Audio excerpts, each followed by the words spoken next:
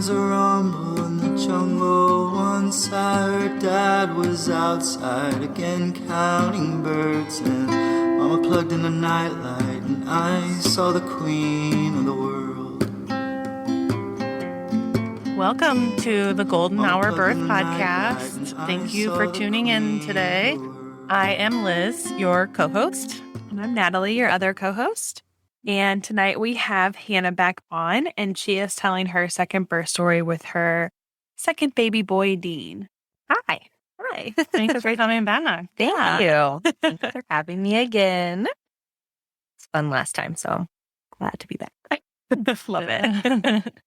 Well, since we already know a little bit about you, why don't you we can jump right in with you wanting to get pregnant with your second? Okay. Yeah. So let's see.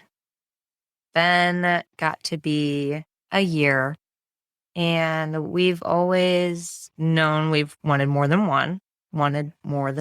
And I knew I wanted them close in age, but not like Irish twins or anything like that. So yeah, he turned a year and we decided to start trying after that. And same thing. I, again, very, very lucky that I get pregnant easily, and we got pregnant pretty quickly. I think it was like just a couple months.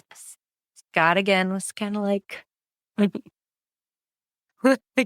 actually after that time I was like, are you ever going to give me like a, excited response, because I mean, he is excited, but it's always kind of like a, oh, holy crap. Like, all right, this is happening again kind of thing. And I'm over here just excited. Yeah. But I get it. It's a big change. So, and Benjamin's a July baby. And, got pregnant August or September, and Dean was due in June. So just 1 month shy of being 2 years exactly. And yeah, so we were excited for the next challenge, the next chapter. I feel like after one or like coming up to one, you're like, oh, this is like a little bit easier. And yeah, we could like add a second. And so when the guys find out, like, but it's kind of easy now. Yeah. I don't want to go through the newborn phase again. Right. So true. Yeah. You know what to expect and which hurdles are going to be the hardest. And yeah, once they finally, why do we do that? Like once they're sleeping through the night, we're independent, well, right back at it. I'm just wondering how like it'll be having like a newborn with a toddler. I'll never. Right. Or like how other people do. I don't. I haven't gone through it yet, but I'm just like, we're never going to be able to enjoy pregnancy again. Yeah, it's like a different thing because you're also like experiencing it with your toddler. Like as my belly grew, I got to be like, Arthur, like there's a baby in you. Right. He got really excited, and especially after she was born. I mean, you saw the pictures of him. Cute baby. It's like kissing the iPad screen of the picture of COVID. Right. Be there. Oh, wow. Baby. Yeah. That is true. It is. And it's different for however old your firstborn is. I think it matters a lot because I don't even think we told Benjamin until like maybe a month before. Like he was so little. He didn't know to ask why my belly was getting bigger or, like I didn't do a ton of prep work with him. Oh, yeah, I'm not sure if Arthur got it. Right. But it's cute though. Yeah, I mean, of course, like Ben would like kiss my belly and stuff, but like this kid's gonna rock your world. You have no idea. But kind of the same symptoms with Dean. With Dean as I had with Ben first trimester. Couldn't do coffee, which was even worse with this one because I was at home with Ben, really used to my caffeine. And yeah, the smell I couldn't even deal with. And I was just really nauseous. But thankfully, like with Dean's snacking helped like as long as I could like snack throughout the day, I could stay on top of it and I seemed okay. Right. And that was my biggest issue with first trimester with Dean. Tired, of course.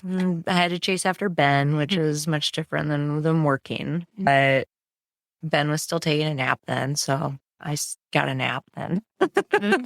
Amen. Which I didn't get when I was working. So that was new and nice. But it was fun. I was just really trying, then you have the guilt of introducing a second into the family. 'Cause, you see your firstborn and they're still so little. And it's like, oh, I feel like I'm ripping a piece of his childhood away from him, like having to make him share, but and you just remember that they'll be buddies, and I'd see him playing alone. And it was just like a good reminder of why we're continuing to grow our family, so that he could have a little buddy to play with, which happens now, They play together. There's a lot of screaming, sharing going on, but they're both getting the hang of their relationship with each other, and it's going well. Did you decide that you wanted to go back to the birthing center?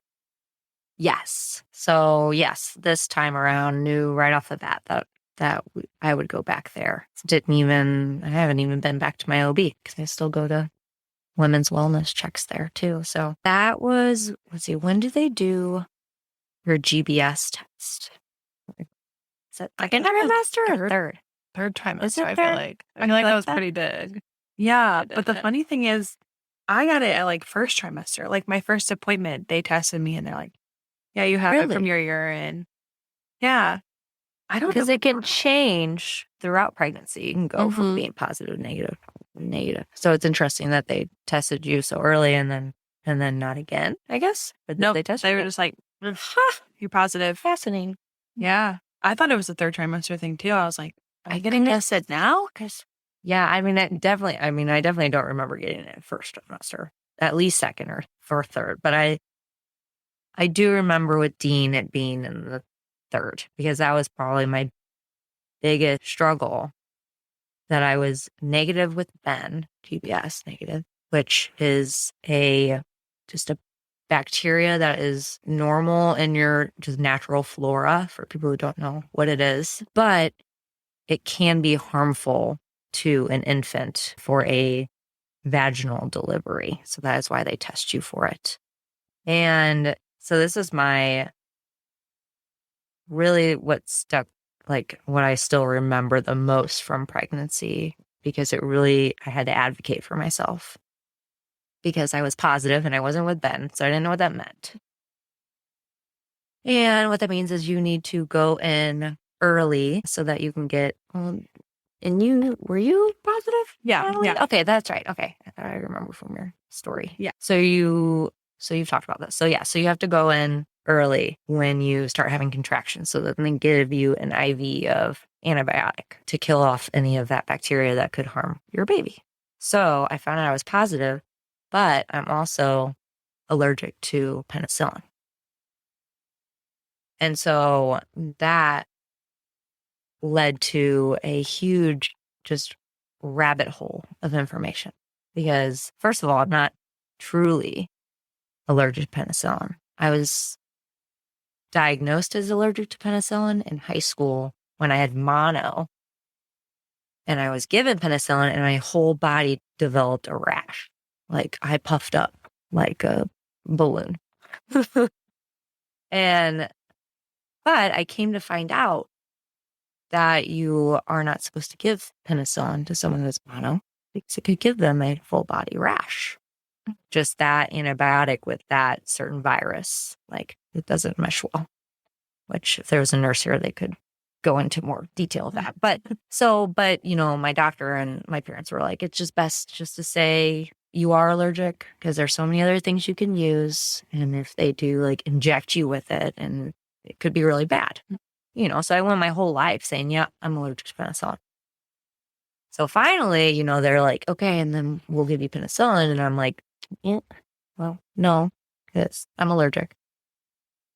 And that's when they told me they would use a different antibiotic, but I decided to research it more, and it's just not as good. And it required coming in earlier than you had to for penicillin. You had to come in like 4 hours earlier than the however early you have to come in with penicillin. And I'm like, this is a second baby, first of all.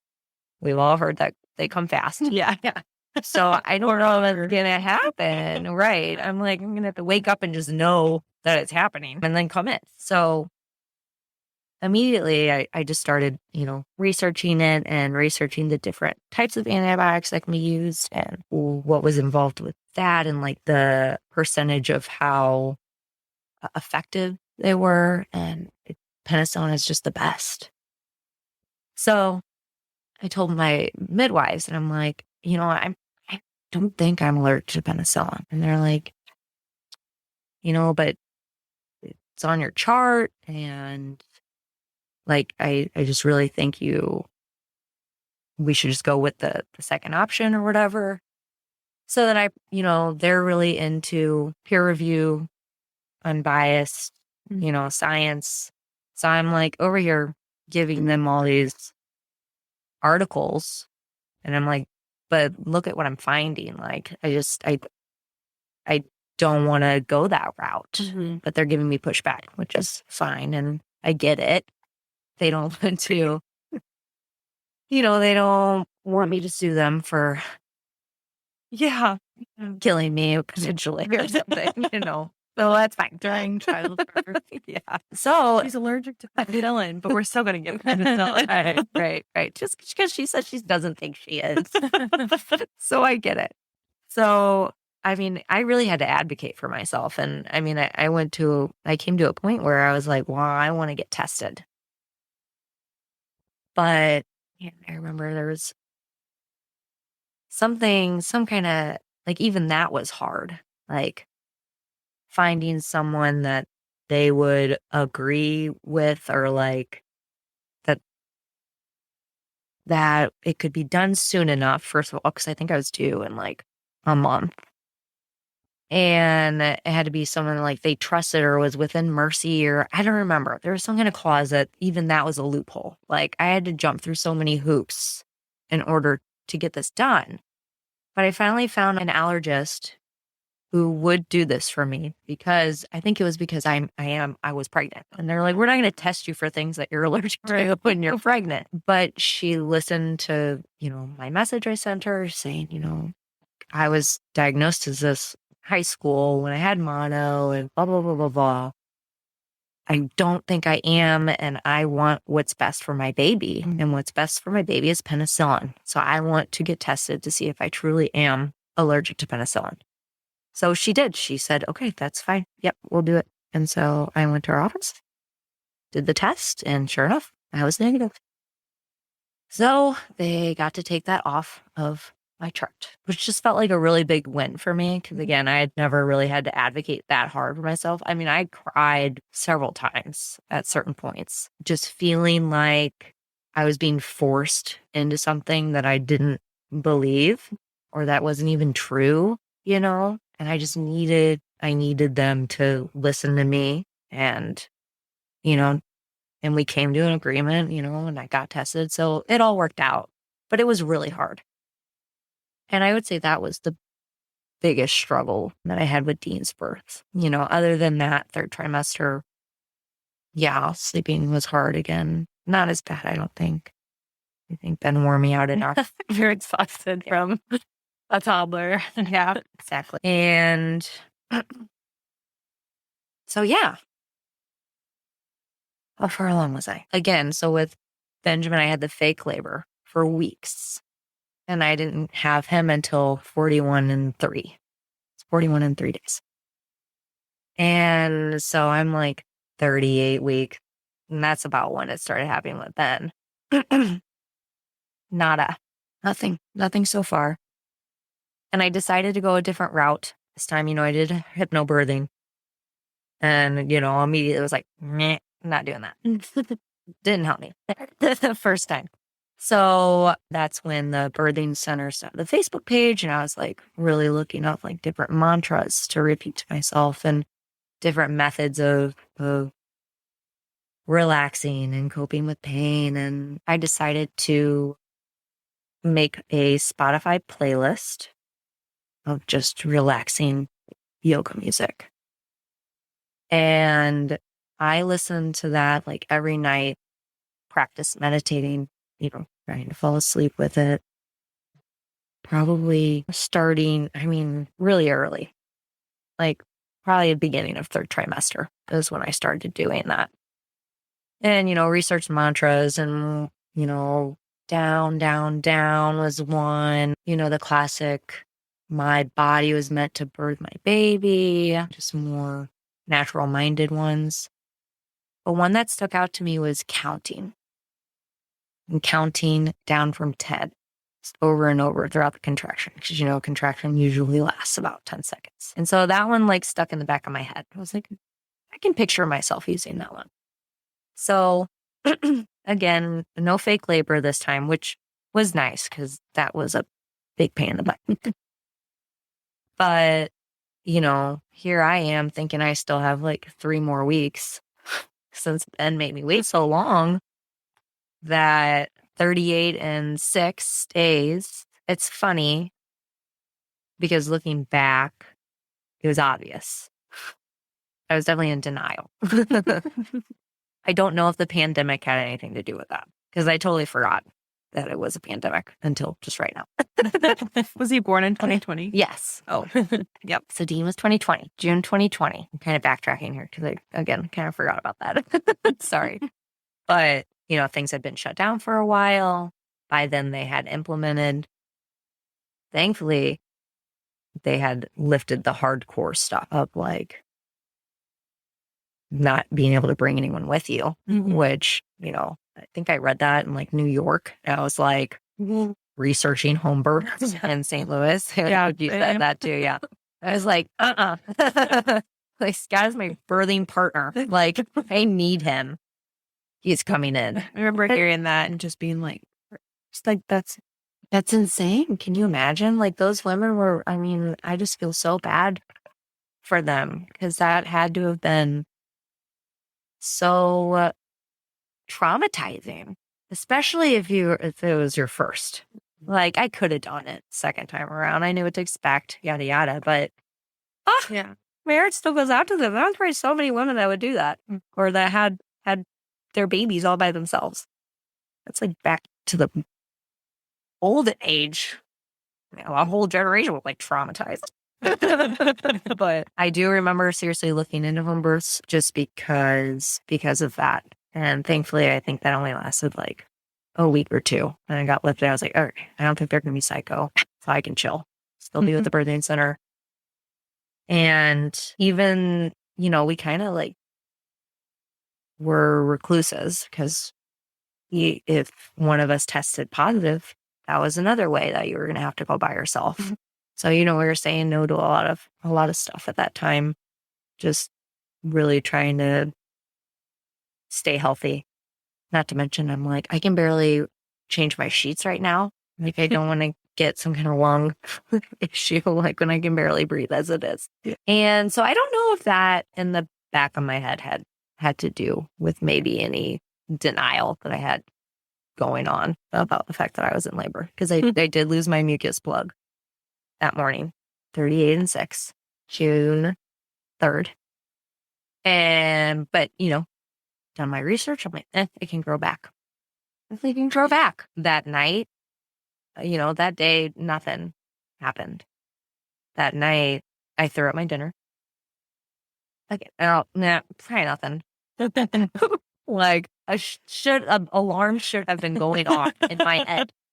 You lost a mucus plug and you're puking. Like, stop. Contraction.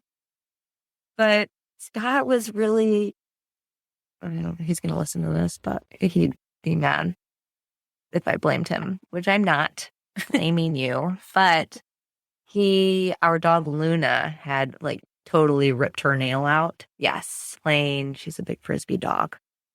And so she was like completely wrapped up, needed drugs, like couldn't go on walks. So she was just really needing a lot. And I think he was having a little bit of anxiety about having someone watch her, when there's so many specific things that she'd need. But still, threw up. I was like, oh, that was kind of weird. And Scott knew, and he was just like, oh, kind of weird. Put Ben down, and we went to bed. And, I was probably in bed for an hour, half an hour. And that's when I felt my first contraction. In my head, fake labor. It's gotta be fake labor. I had it for like 2 weeks with Benjamin, like 3. It's gotta be. Timed them. They were like, every 10 minutes. I decided to put on my music and just try to fall asleep and relax. And I couldn't. I remember them getting, stronger. And I decided to get up out of bed and go sit on my birthing ball in the living room, sing my music. And they weren't super consistent. They were like every 10 minutes, and then sometimes they're like 6, and then they go to 8, and then they go back to 10, 12, yada, yada, yada. So I wasn't even really tracking them. I have that app or whatever. But I remember I decided to call the midwife, and I was in the back room, and I called, and it was a nurse, and I had Claire. Claire was on call, but she was she's great. She was currently with another mom, and the nurse said she was going to have her call me back. I was like, okay. So this was like 1 maybe in the morning. So it had been like 3 hours. And after I hung up, I remember having a contraction. I was like, I should probably wake Scott up. He hadn't even packed his bag yet. Because again, we thought we had so much time. And so I did. And I was like, I think it's time to call your parents. I was so concerned that I would get there and they would say, yeah, lady. The second time around, like, you'd think you'd know, but you don't. So I was so nervous about them coming up in the middle of the night, waking them up, having them come watch Ben, and then me coming home an hour later saying, sorry. Awesome. I know. It makes me think of Father of the Bride. Right? Exactly. Scout would appreciate that reference. Thank you. But so finally I woke him up. And I said, I think you need to call your parents. So he does, says, yep, if we need to, we're going to head to the hospital here as soon as you get here. Okay. His parents are amazing. Very thankful for that. the contractions are pretty strong by then. And I know that I'm having this baby. It's happening. You finally got there. Finally got there. Okay, so things really start to happen. So he called his parent to come. And I mean, like 10 minutes later, I'm saying, you need to call your parents and tell them we're leaving. We're going to leave Ben upstairs sleeping. They're 10 minutes away. He'll be okay. Like, we gotta go. We need to go. So he does. You can tell with that second. Like, oh, things are happening. Yeah. I felt him drop. When I was in bed. But I didn't know. I never experienced that with Ben because I think I was so numb. There's so much pain and pressure, yada, yada. That when it happened, I was just like, that's kind of weird. Anyway, I'm in the hallway, which is our bedroom, and then the threshold to the stairs to upstairs. And then just a tiny little hallway, and then the bathroom. No shower, half bath. And So he calls his parents. He says, we're leaving and it'll be okay, but we got to go. She didn't realize how far along she was. Hangs up with them. Next contraction, I'm saying, call a midwife. Tell her what's happening and probably call an ambulance. And because the contractions were so strong. I just felt like they went from like that thing to transition. And I felt up inside me and I was like, he's coming. This is the head. And so Scott, he did so good. He just had, 2 phones, midwife. And he's like, yeah, she can hear me over the phone. And so she knows, during that next contraction. At some point, again, I just wanted to have a home birth. I swear, guys, apparently.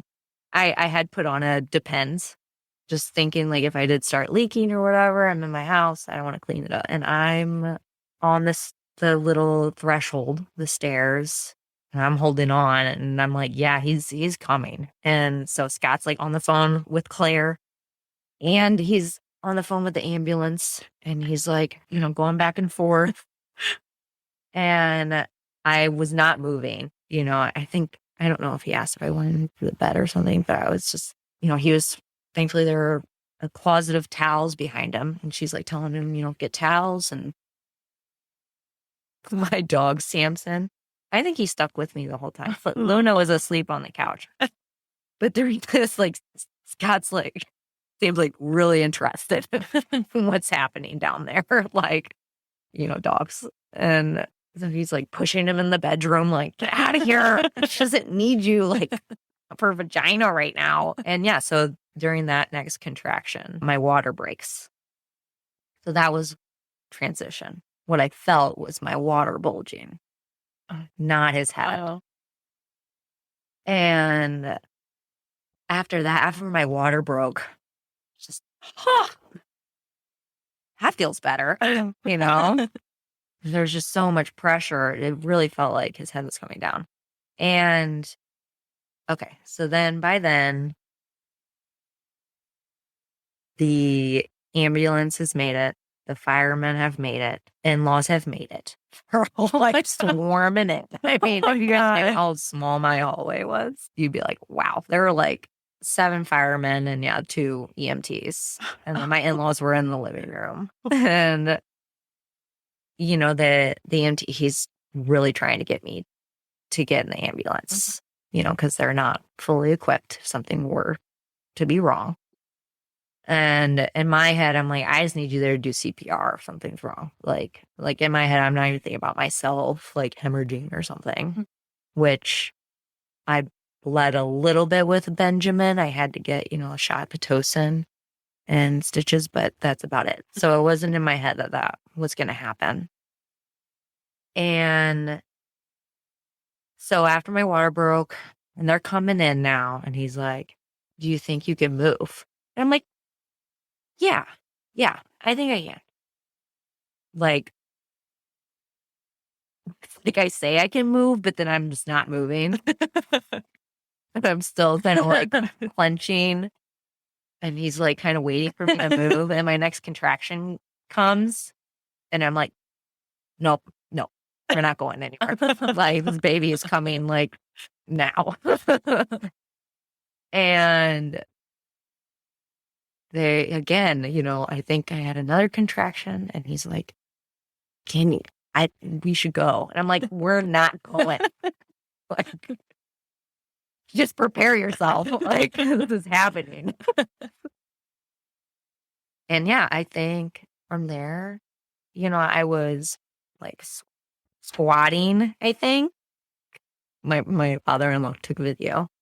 A nice little vagina shot there, but of his head like is coming out. And I moved to be on all fours. I don't know why. It was just like, that's just what I wanted to happen. So obviously I've totally blacked everyone out and just focusing on me. He could still be asking if I want to go. I don't know.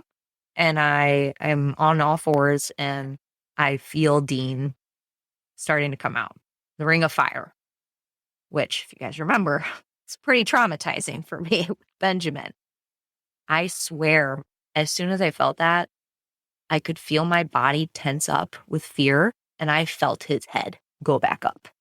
And I said, you're coming out like right now. And I don't even know if I had a contraction, but I just like pushed as hard as I could. And sure enough, like he came out like in just one push. I mean, before that, my body was doing the natural pushing, the ejection reflex, which I also had not felt with Benjamin. But when I felt that ring of fire and I got scared and he went back up, I was just like, this isn't happening. Like, it's time. You're coming out. So yeah, I pushed him out and I was on all fours. So I just made sure I was like, my pelvis was really low to the ground. And I just literally just assisted him onto the floor. And I literally hopped over him to get out of the way. You caught your own baby. Oh my God. But not even really. I just like slid him out onto the floor. Which I'm still kind of like, why did I do that? But I was just so afraid that he was going to come out and something's going to be wrong. Yeah. So I just wanted to be out of the EMT's way. Like, let them do their thing, make sure he's okay and he's breathing, and then I'll take him.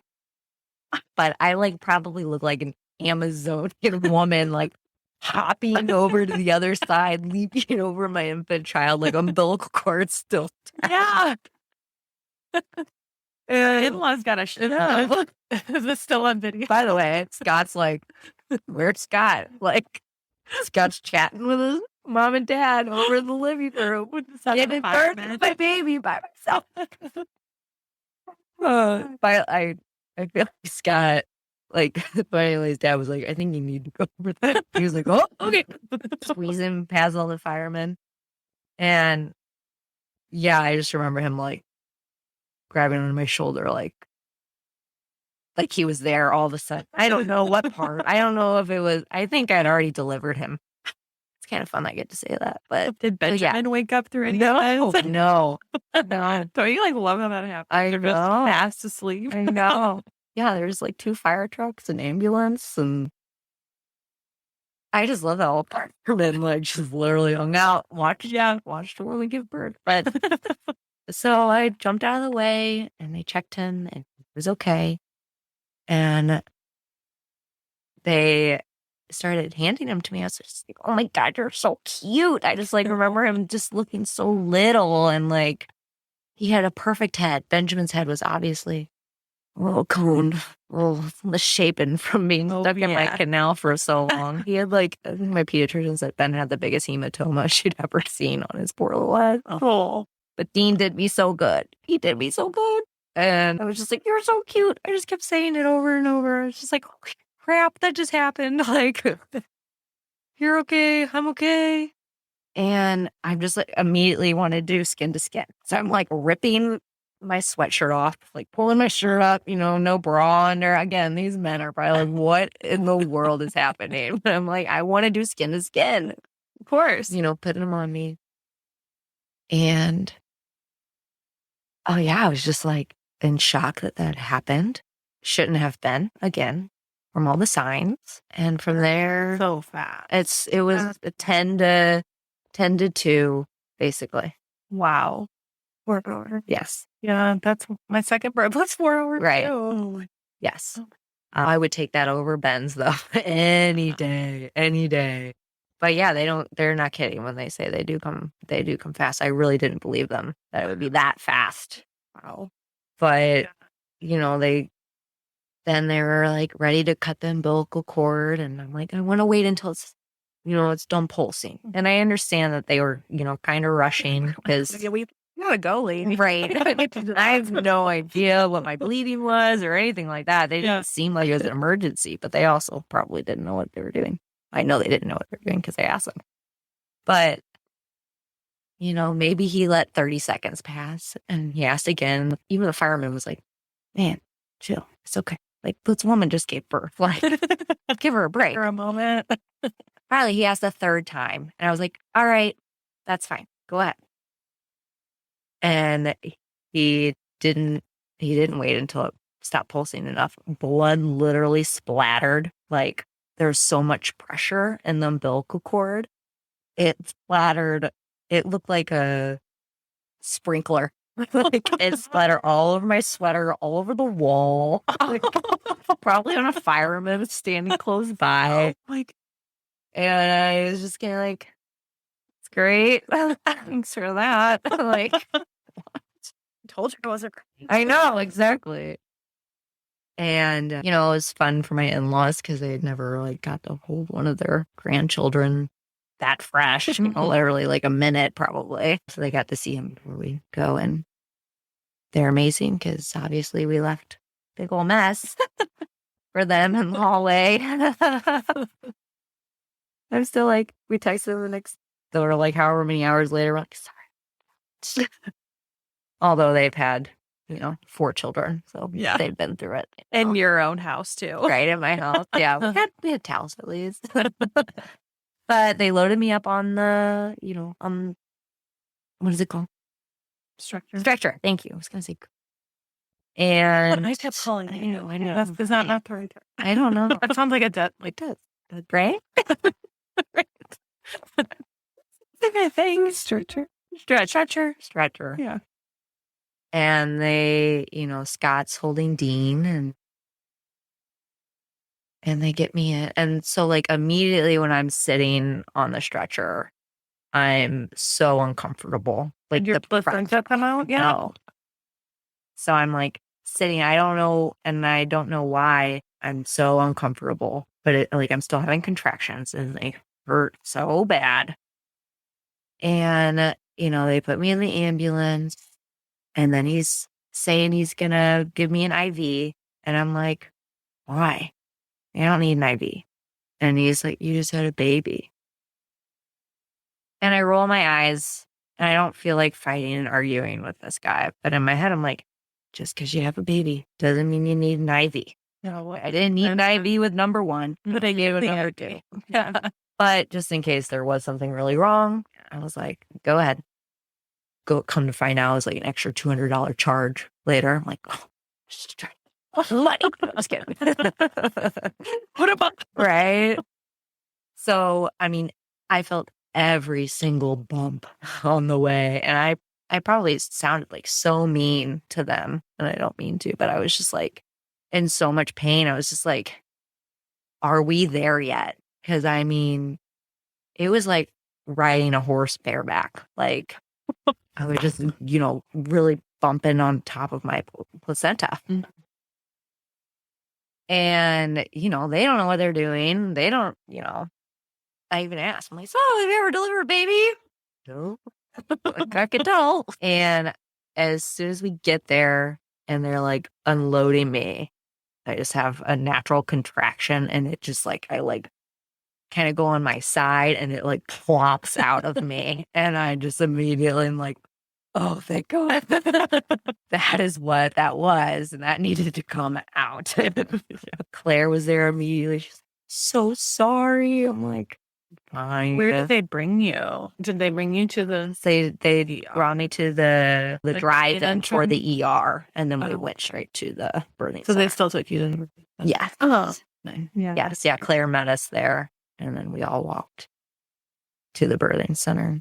And, I yeah. thought you delivered in the hospital. No, You delivered at home. at home. Oh On my hallway. I know I can never sell my house. No, Yeah. delivered so special. No. I think that's going to be a really cool story one day. Yeah.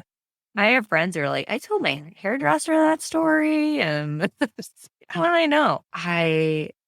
It is wild. Again, I don't know why I was in so much denial. And yeah, I guess I didn't expect it to go so fast. And it was just, I'm just very glad that he was okay and that I was okay. I still had some bleeding. She was concerned. She didn't know how much bleeding I had, earlier. And then, of course, GBS positive.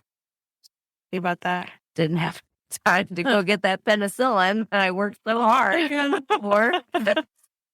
So we ended up getting put upstairs for 2 days so they could monitor. And we were okay with that. I did want to be home. It was like, I just left home. stayed there. I bet the nurses loved hearing your story. It was great because they were like, oh, you just gave birth naturally at home. I'm going to leave you alone. Thanks. I'm good. That time I really didn't need any medication. Like I felt fantastic. Yeah, the body remembers. Yeah. I feel like Yes. the body keeps the score. It's a bug. Yeah. Yeah, I feel like with the second, everything just happens quicker. Right. It's stronger, but it's like, yeah. I just love that I felt the things I didn't feel with them. The, dropping into the canal, the natural reflex of pushing, being able to actually use my pelvic floor to push and knowing which muscles that was. That was just so wildly different. I was so unprepared with Benjamin for that I think that all really helped. Yeah. Definitely, work on your pelvic floor, see a pelvic floor therapist. Oh, yes, pelvic floor therapist, PT. I did that knowing that I had such a hard time with Ben. Mm-hmm. I did that with Dean, I think, during the second trimester at some point, went to a month's worth or just like 4 weeks worth of appointments and then just kept working on that at home. Mm-hmm. And I do think that helped a lot. So our chiropractor, we joked actually, my chiropractor, because she was going to the birthing center too. We both joked how we hope we just sneeze these babies out. And she actually had her baby in the roundabout in her car. She also didn't make it. Oh my God. Was it her second or? Yeah, second. Oh my God. That's insane. Yeah. I know. I can't even fathom that. I felt like I was at the hospital forever. Right? Yeah. And we were actually, I just don't sleep well. I don't sleep well unless I'm at home. So we, got to the hospital. He was born at 2:16, got there maybe 2:30, but I didn't get admitted upstairs, I think, until 3:16 or something. That's when they count it. We got discharged at 3, whatever time it was, a.m. 2 days later. Yes, because I wanted to. I was like, what is the earliest I can leave? No, I was like, how early can I leave? And they're like, well, technically 3 a.m. I'm like, okay, we want to leave at 3 a.m. I wasn't sleeping anyway. Dean had started cluster feeding immediately to boost my supply, I guess. And so, yeah, we left as soon as we could. And I don't regret that at all. I was like, they were like, I don't think this has ever happened. And I was like, bye. Peace out. I need to go home. It's hard to sleep there. Yeah. It is. They're always coming to check on you. Yeah. And even when they backed off, as much as they could, still, the beds suck, man. Upstairs. Yeah, I think they started checking me every hour. Yeah. It's still 3 hours. Yeah. Still. Oh. Which I know they just they're doing their job. They're doing what's best for you. But it's sleep. Right. Yeah. Yeah, that's what is most important right now, don't you think? Yeah. But so how did you process all this? Man, I still am, I feel like. Yeah. I just remember being wow, okay, this happened. Again, I think it would have been harder to process if something were wrong, but it did happen so smoothly and everything came out okay. That it was, easier for me. I mean, I still, for whatever reason, I'm still a little embarrassed by it. I don't know why, though I haven't tapped into why I'm embarrassed. Don't know if it's the you should have known better. Yeah, you had the signs or, I'm thankfully everyone's just no, that's badass. That's what I was going to say. I appreciate that. I appreciate that. I think I would have done the abandoning my infant, jumping over them seems a little prehistoric, crazy. You should have brought him up to me or something, but so I would redo that. I don't know. You wanted I really wanted him to be okay. You wanted trusted medical professionals to look at it. I know. Yeah. Still, I'm sorry, left you. I think I'm just wowed by how fast you moved after. Because for me, I was Right. Like there's no Because booty. there's definitely adrenaline. Yeah. Oh, there's definitely adrenaline in there. But yeah, it's a fun story. I don't want to do it again, I don't think. Although I'm not against home birth. I'm like, I already did it technically. And it would be Yeah. nice to have it be more calm, a little less chaotic, less people I don't know. Maybe prepare for it. Yes, prepare. Maybe be in my bed. Tons of sheets and whatever. Not have 7 firemen EMT there. Be like, can we let your cord out? They go home, talk to their wives. I watched the lady give birth. They're like, what? But Be a midwife present. right. Yes. Yeah. Well, I'll try and make it there. Try to make it there next time. But, Amazing. thanks. Yeah. Good. That's indeed. Cool. I had no idea. This was my first time. I don't even think you told me. No, I just Story. I literally thought you gave birth in the hospital, like in the hallway. Oh, no. I did not know I was at home. Yeah, at home. Yeah. It was fun to talk to the neighbors. Oh, did you see the fire truck? Yeah, we got our baby. Yeah. Like, what?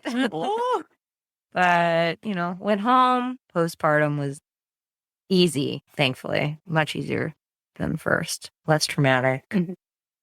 But Dean was harder. Dean did not breastfeed. With Ben, like I said, it was pretty easy. Seemed to come naturally.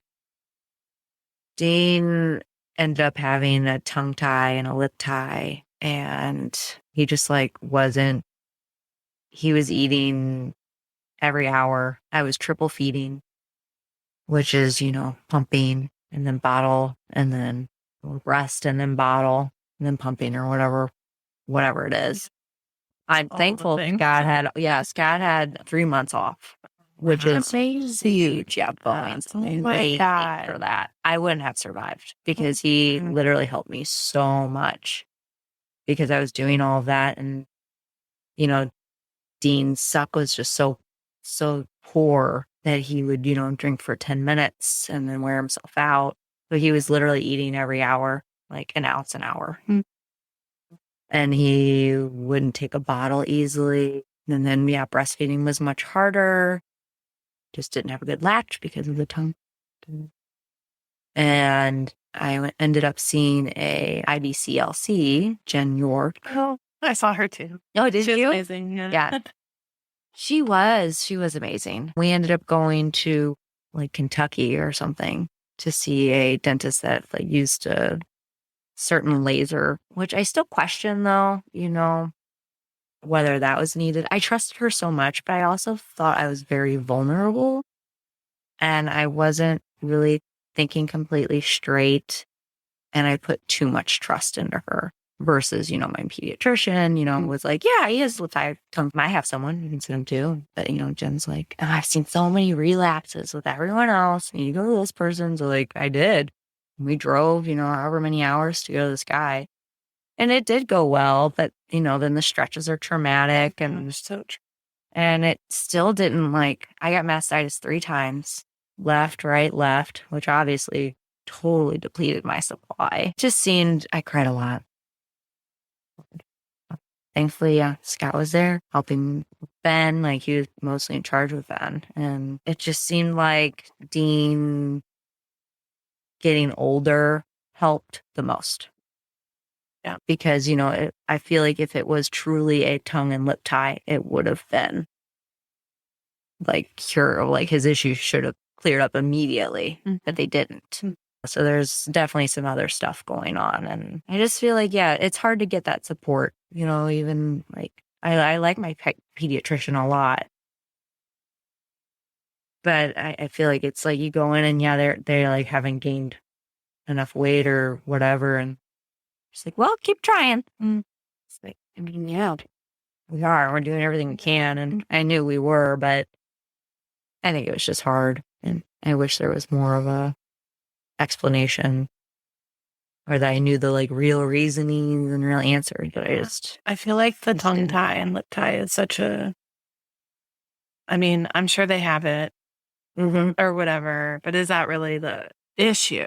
And it's just such a easy diagnosis Right. these days. And we had it with Arthur, and it was like, felt the same, very vulnerable, like, okay, whatever you say, I'm just going to do it. Right. I remember talking to my dad and him being like, before you go and do this procedure, like, let's think about it. I was just like, well, he needs it. They said that he needs it. Right. I have to do this. And we paid out of pocket for it. Yep. I mean, it was tough. Mm-hmm. And then I recently found out, like, the whole triple feeding, it's not, you're not supposed to do that, like, long term. It's not, it's not a solution. Yeah. It's supposed to be like, you are doing that with a goal in mind. Right. Like, you are supposed to have like an end date. Right. Like, once this happens, then you stop doing that. Yeah. And if it's not working, then you try something else. Right. I remember just doing that so long. Yeah. It was like, it was like a month. Yeah. I mean, I feel like we didn't stop until like 2.5 months of doing that. And I wasn't even like against formula. I mean, I would have been so glad if he would have taken formula in a bottle, but he just wasn't taking like anything. So I was like, I mean, I felt like I had to do that. And then even with Ben, I stopped breastfeeding at like 4 months, but then I pumped until a year. And pumping is a circle of hell. I'm just saying.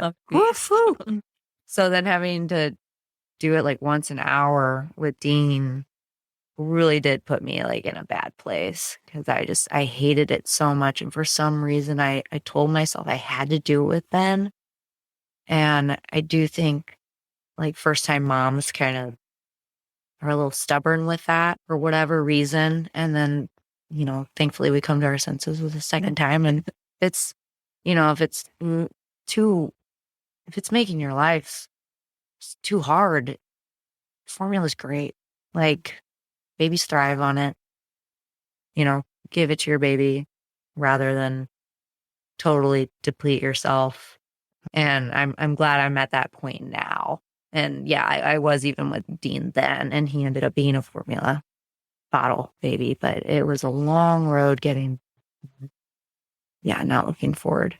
I'm like, number 3, don't do me bad, don't do me wrong. Come on. It's like, I had such a perfect delivery, like in a sense. I'm like, and then postpartum or like nursing infant stage was like so rough. Yeah. It was opposite for Ben, so we'll see. That number 2 always throws you for a loop. I know. I do. Yep. Yeah. Yeah. So it got better. And yeah, that is. Yeah, it was. Yeah, I think I'm still, working through Dean's first few months. Yeah. Just because it was just kind of like a WTF.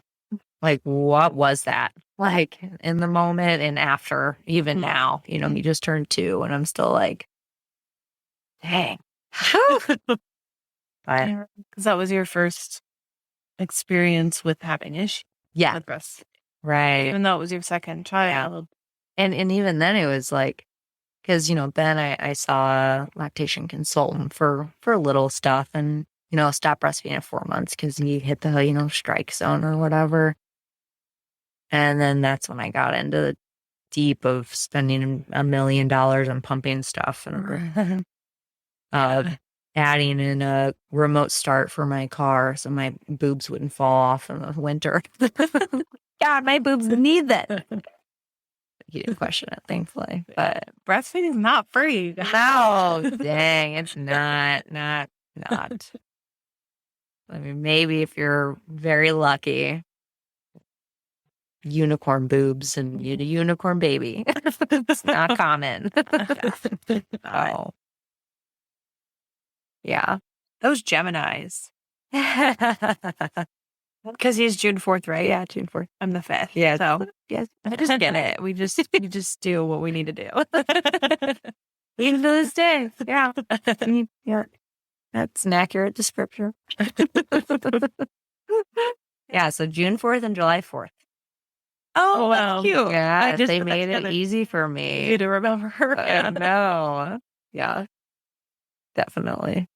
And see if this one's December for it. Right? That'd be Better funny. be. Guinness World Record. I think I'd sign up for that. Yeah, trifecta. Yeah. Or like maybe I'll just plan a C-section just for my memory's sake. Just kidding. That's amazing.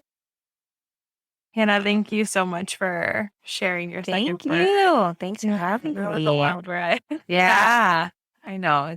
It is a lot of fun to relive, bring up the good and the traumas. Good to go through.